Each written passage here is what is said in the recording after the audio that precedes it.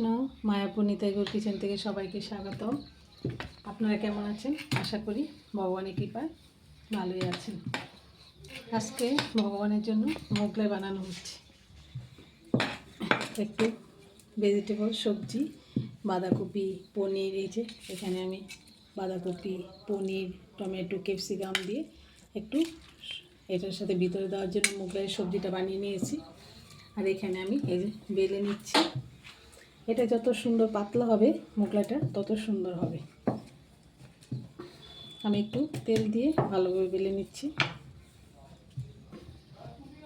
এখন এখানে সবজি দিয়ে দিচ্ছি ভিতরে।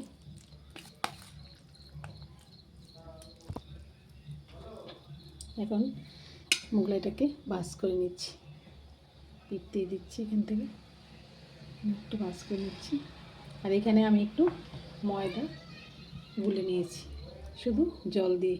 এটা একটু একটু কভার করার জন্য, যাতে করে সবজিটা বেরিয়ে না যায়।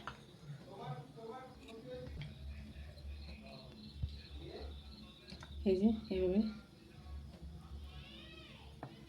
ভালোভাবে একটু করে কভার করে দিচ্ছি, যাতে করে সবজিটা না বেরিয়ে যায়।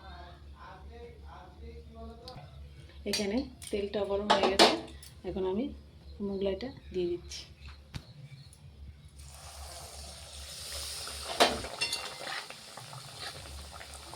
এটা আমি ভালোভাবে ভেজে নিচ্ছি।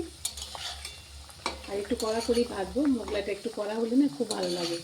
এই শীতের সন্ধ্যায় একটু গরম গরম মুখে উচ্চ করলে ভালোই হয়। তার জন্য ভগবানকেও একটু এক একদিন এক একটা চেষ্টা করি দেওয়ার জন্য।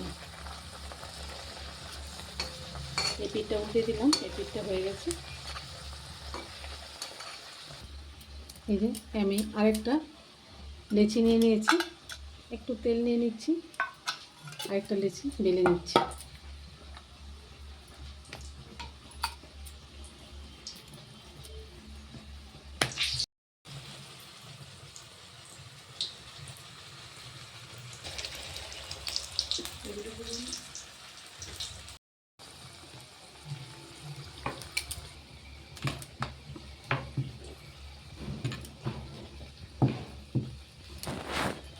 এই যে আমি আরেকটা বেলে নিলাম।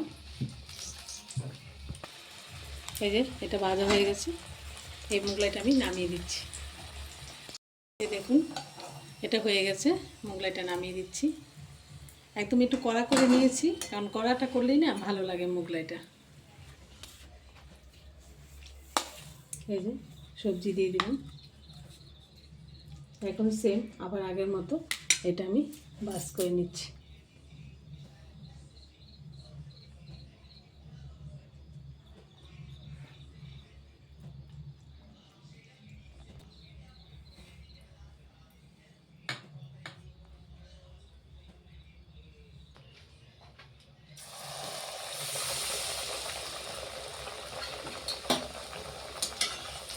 এই যে এটা আবার সেম একটু লালচে করে ভেজে নিচ্ছি। মোগলাইটা ভাজাটা সহজ, কিন্তু রেডি করাতে অনেকক্ষণ একটু টাইম লাগে। সব কিছু রেডি করে নিতে, কিন্তু ভাজতে বেশিক্ষণ টাইম লাগে না। এই দেখেছেন কত একদম অল্প সময়ের মধ্যে হয়ে গেছে। এরকমভাবে আপনারা এই শীতের সন্ধ্যায় ভগবানকে ভোগ লাগিয়ে মোগলাই আপনার প্রসাদ পাবেন। আর সবাই ভালো থাকবেন, সুস্থ থাকবেন। আবার দেখা হচ্ছে পরের ভিডিওতে। হরে কৃষ্ণ। এই যে রেডি হয়ে গেল মোগলাই। এখন আমি ভগবানকে গৌনি থেকে ভোগ লাগিয়ে দিচ্ছি। এখানে মোগলাই নিয়ে নিয়েছি, আর এখানে স্যালাড বানিয়ে নিয়েছি, আর এখানে একটু টমেটো সস বানিয়ে নিয়েছি।